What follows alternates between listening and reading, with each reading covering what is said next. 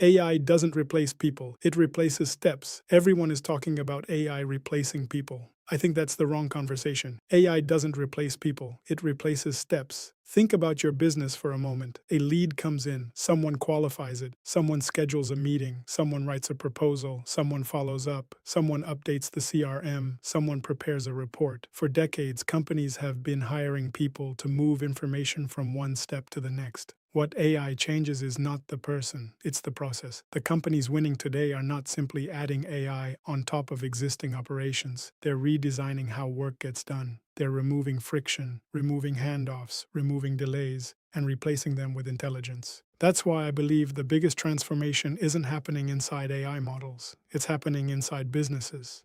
The winners over the next few years won't be the companies with the most employees. They'll be the companies with the fewest unnecessary steps. Because the future isn't automated, it's reconstructed. And intelligence is the new operating system. I'm Hichem Gwemiri, founder of ADVNT. Follow me for more insights on AI, business, and the future of work.